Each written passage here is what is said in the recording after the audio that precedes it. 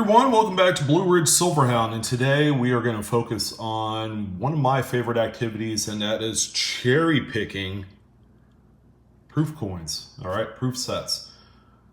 To give you guys kind of like a little history lesson, in terms of the market of proof sets, specifically between let's say 1980 all the way up to about 2006, 2007.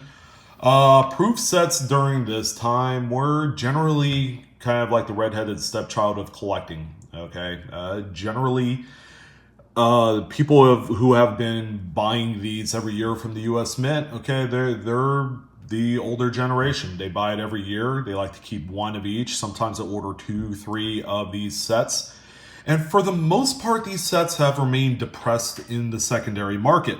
Okay, up until about mid 2000s when, cherry picking for varieties, okay, kind of like your 69S's of the world and your 72 Lincoln cents of the world, among a few of the, more sought after varieties, okay. The three-legged buffalo is another one that comes to mind in terms of its popularity rise in the last decade. So what people like to do now, and the reason why that you're beginning to see proof sets that look like this, in spite of the fact that there is a 40% silver half in there, as people are buying them, you're beginning to see the rise, in the actual amount of money that people are paying for these sets.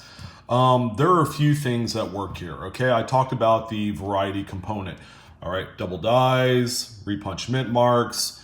In the case of this particular coin that you see here, this Kennedy, it has a really nice, pleasing kind of ultra cameo look to it. You got the frosted devices. Okay, you got nice mirrored fields. You can see my finger. You got a really nice reflection in that coin. Those are a few of the things that people are looking for, and they're trying to take advantage of it because all of a sudden there is this kind of like, it's not a resurgence, but kind of like this beginning of collectability in certain aspects of coins, especially when it comes to modern. Okay, modern is what I consider post-1950 coins. So people are paying up for sets like this. They're going through them. They're picking out, a repunch mint mark. Perhaps this penny or this dime right here has a double die. They cherry pick the deep cameo coins out of here, and then they go ahead and send it off to graders. Okay, especially the cameo coins, they'll send off. They'll try and get these what they call top population coins, and you could essentially turn a proof set in which you have paid about $8 to $9 for and make about $2,000 off of coins like that. With the varieties, you'll find a nice double die or whatever the case may be. And then, your option at that point is to send it off to a grader or just sell it raw. Okay, keep it in the case, sell it raw, make that particular coin your focal point in like your eBay auction. So when it comes to these sets, okay, like I had mentioned, eBay, okay, the whole online universe in commerce is playing a huge role in the popularity of these sets. So sets that, maybe 20, 25 years ago were kind of thrown into a bargain bin at the coin shop are now being sold for, probably 3 to 4 times what they were selling for on their, at the time, secondary market. Okay, there wasn't no internet to drive awareness for a lot of these varieties. But, thankfully today, these have some sort of worth. Now, are they worth many times more? We're not there yet, not quite. This set, I remember in the early 2000s, I was picking these things up for about $3 a piece. Today, this same set is not worth $10 yet. It's not, even with this 40% silver. But we are going to, by the way, this quarter right here is a repunch mint mark. We're going to get in close on this coin.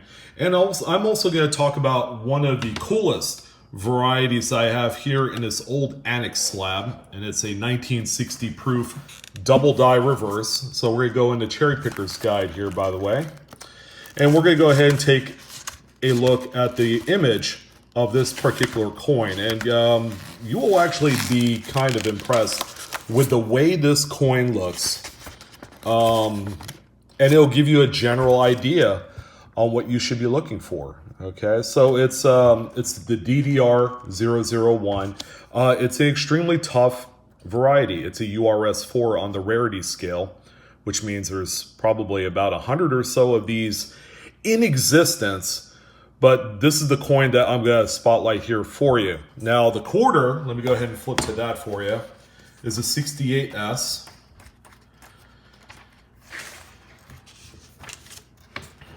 And we have it right here, 68S, repunch mint marks on proof coins, you know, because of the mirrored fields, will have that kind of like a halo look to it. And it's not as evident as one that's on a business strike. But there you see the printed prices, which by the way are not indicative of the actual value of the coin, because again, the real world price, you know, is what someone's willing to pay for it. So that's all going to be highlighted on places like eBay, you know, possibly, you know, an e-commerce sale through a website. But this coin right here, okay, like I had said, it's an FS 101 if I'm not mistaken. However, this annex slab is rather old. It's about 25 to 30 years old.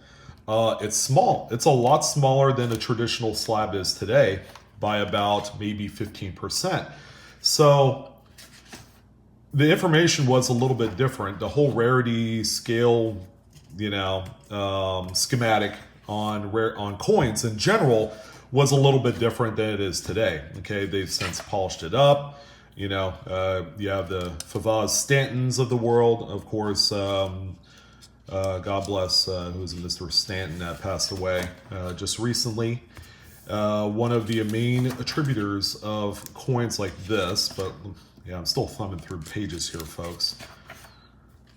Almost there. Okay, so here we are. So it's an FS 801. All right, now take a look at this.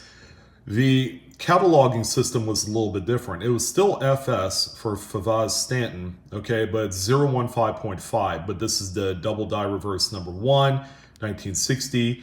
Through Annex, it graded Proof 66, which during its day is a little bit conservatively graded. But I felt like if I went and submitted this for a kind of a bump through PCGS or NGC, I feel like it would still come back 66. Okay, so it's really not a whole lot more substantial in that if it was a 67, that it would be worth more. The coin is worth, at this grade, probably about $75. But you see the opportunity.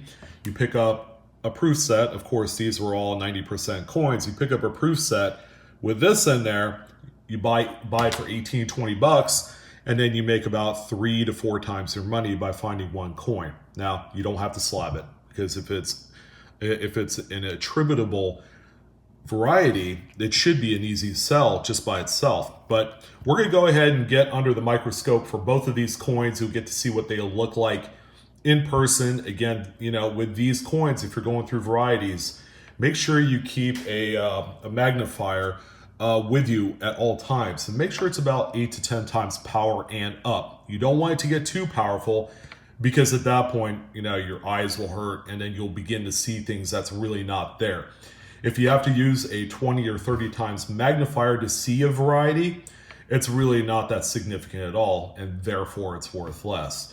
So without waiting too much longer, let's go ahead and take a look at these. All right, guys. So coming up first, it's going to be that 1968S RPM.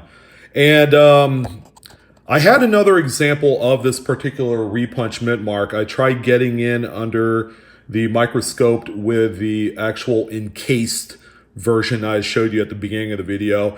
And I was having a hard time picking it up because of the double reflection that I was getting, not only off the coin, but also off of the plastic, okay, which has a gloss to it. But here is one example right here of that RPM, and you could actually see and pick up the actual secondary northern repunch that goes out into the field there. But this is that RPM. This coin right here, because it's raw and I don't intend on grading it, it's probably worth in the $25 to $30 range. It doesn't have any fancy cameo or anything like that. It's a coin that actually, believe it or not, is pretty widely available in the 68S proof sets. So I would have to say about 25% of the proof sets will have this variety in there. But it's definitely worth checking out for, especially when you pay, $7, $8 for a 68 proof set, and then you come away with a $20, $25 variety, or $30 for that matter, depending on the look of the coin, then you find something pretty neat like this. So that's the first coin I wanted to show you guys.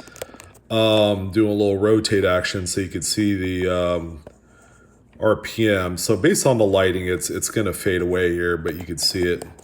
That's a good look right there. You can see it there as well. But yeah, one of my favorites to look for. So you guys should definitely check it out. So here is the Annex graded proof 66 coin. So we got a little bit of close-up of the print quality of said Annex slab label. Let's see, I might have to bring it up just a hair. Maybe not, I don't know, let's see. Because I'm filming this through the slab as well. It might be a little bit difficult. So let me see if I can raise this just a hair. Just a little bit. We're not painting good old happy clouds today. I'm just kidding. For all you Bob Ross lovers out there on a Wednesday morning. So let's see. That's pretty good. Put a little light on there, and I think we are cooking. We are cooking. All right, so that's the obverse. There's nothing of note here. Just overall, it's a proof coin. You got nice crisp features. You got a little MD on the front there. Machine doubling. You can see the extra profile line that goes all the way around Roosevelt's head. But what we're really here to see is the doubled die. So it's going to be a little bit funny to get the entire kind of like profile look of this double die.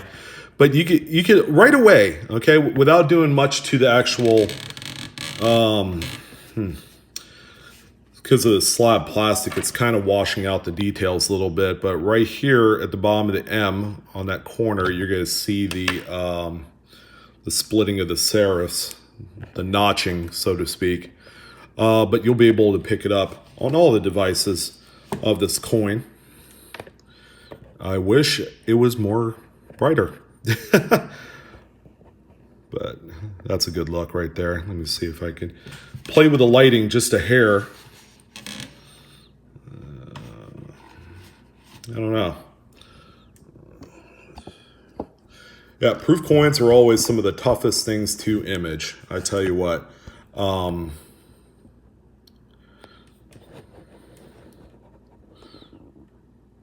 But you could definitely see it right here in United. And even with the crappy quality of the video, yeah, it's all lighting, guys. That's all it is. The lighting is really killing it right here. So I turned off the light altogether to see if that would help. And it's really not doing this coin very much justice. The mirrored finish of the proof coins is coming up with a weird kind of dark feedback on it. So I'm having a little bit of a hard time trying to really exemplify the doubling nature of the coin. Let's see if I can get around this side. Yeah, you're hearing the squeak of the my light stand here. So yeah, it's not working out too well.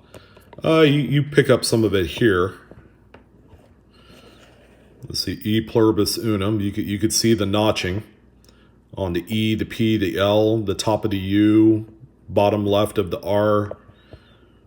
I mean, it's very, very strong doubling, and you can see the doubling right on the olive sprig and everything like that.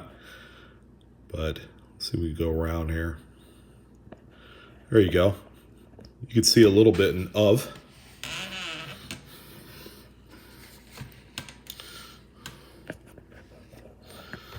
Let's try out states.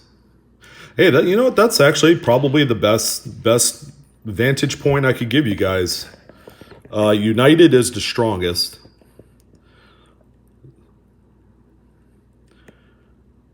Because you have a nice full spread counterclockwise on here. Take a look at the E pluribus unum. Yeah, doubled all the way across.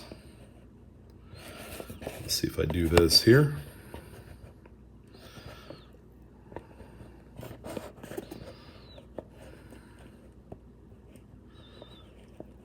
But trust me, it's there.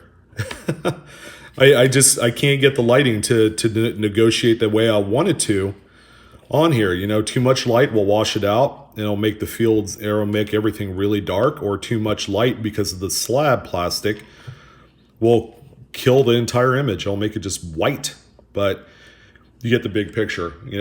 That's a sample of a coin that you could find out there in proof sets. But anyways, it was a lot of fun to discuss this. Yeah, definitely check out all of your proof sets. There's stuff that exists all throughout the 60s and all the way up into, the 2000s. You have the, let's see, the close AM in the proof coins, right? In 99, I believe. But yeah, there's a ton of stuff to look for, guys. I hope you guys enjoyed this one. Sorry I couldn't get, much clearer image of the doubling on this thing. I mean, you pick it up at certain spots depending on the lighting setup. But yeah, proof coins, it's tough. So I want to thank everyone for joining. Of course, go ahead and, if you enjoyed today's comment, give me a like. I appreciate it kindly, ladies and gents. And check me out on Facebook, Instagram, and Twitter. You guys take care and have a great afternoon.